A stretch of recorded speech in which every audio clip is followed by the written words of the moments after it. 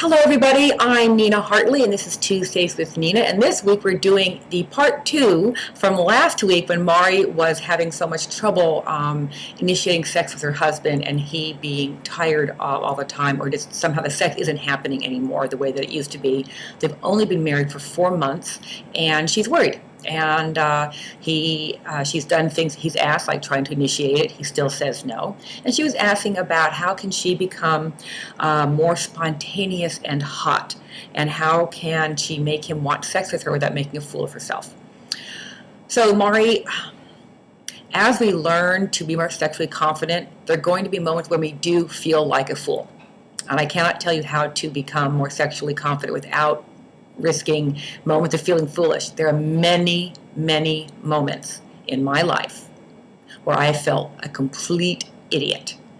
Stupid, ugly, clueless, clumsy, not sexy, not smooth, not hot, nothing at all. And those feel bad. And I'm not going to say that they don't. It feels really uncomfortable to want to be one way and to come across something so different. So I really do have empathy for you there. But if your sex life is important for you to fight for and work for, that's part of the process. I rarely feel stupid and clumsy and idiotic anymore. But there was a period when I was newer at sex where I did, every so often. I mean, every 4 or 5 times, like, oh my God, what did I do? So that is, feeling stupid is the price we pay as we develop our expertise, our confidence, our ability to be good at this. It's like riding a bicycle, it's like learning how to cook, it's like learning how to do any other physical thing. In the beginning, we will do things that don't work, and we shouldn't have done that, oh my gosh, and we have to keep coming back. We have to believe that our sexuality and our sex life is important enough for us to soldier on through the embarrassment, through the mess ups, through the, ooh, I can't believe I did that, oh my God. So that's just, deal with it. And my therapist used to tell me, pull up your big girl panties and get on with it. So that's what I've had to learn how to do, is pull up my big girl panties and get on with it. So becoming emotionally not self-sufficient, emotionally self-supportive is really an important part of becoming an autonomous sexual person, someone who's not dependent on a partner for his or her sexual satisfaction, but that our partners are partners in our sexual satisfaction. Again, so that we can reach it on our own. And now that I know how to reach it on my own, I want to invite you to come and join me on my side of the fence. So in terms of making him want you, I don't have anything to say. I don't know your husband, I don't know his issues, and I don't know what's going on behind his refusal for sex. It may have nothing to do with you. Believe it or not, it may have nothing to do with you.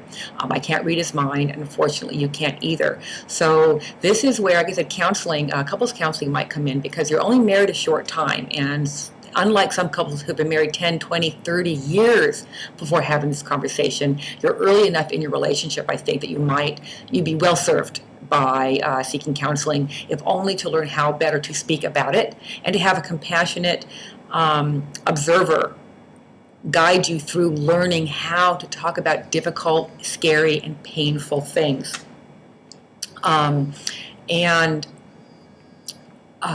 So there's that. So I can't make him want you. I don't know what to do to make him want you. What can you do to be more spontaneous and hot? As I said before, you can absolutely work on masturbation. You can work on becoming more comfortable in your body, in your skin, on your own without him, so that you know what you like. You can communicate that to him. You know what fantasies turn you on. You know what images or visuals or stories or poems turn you on. And that is really very, very beneficial. There are really good books out there, but until he's on board with you, right now, a lot of this work is going to be on your own with yourself. And I don't know where this is going to lead you, but I do know that's important that we, all of us, each of us, first become okay in our own skins. And as long as I was looking toward my partner to fix me or to want me, I was always at their mercy. So my sense of attractiveness was at their mercy. My sense of hotness was at their mercy. So until I knew from my own experience with my own body that I was hot, or sexy or desirable. I was unhappy in relationship. I was always insecure, and I put too much of the power for my happiness onto the other person. So marriage is a partnership, but we're not here to carry each other on our backs. We're here to walk together side by side. So until you can get some counseling and find out what really is going on, what's the real issue here, work on your own self and pleasure your own self, and take those hot baths and learn how to touch your pussy with your hands lovingly, and get the Annie Sprinkle book on the sex life makeover, which is fantastic, and get Carol Queen's book. My God, Carol Queen wrote an amazing book called Exhibitionism for the Shy. Second edition's out now. Exhibitionism for the Shy by Carol Queen, second edition. It's brilliant, and it really, I used to be a shy person too. We can all be recovering shy people.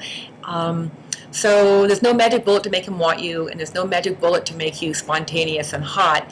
It is a skill set that you can learn and develop over time if you want to. So that is it. Thank you, Mari. Good luck. Let me know. Keep me posted. This is Nina Hartley, and Tuesdays with Nina at gmail.com. I want your questions. Thanks.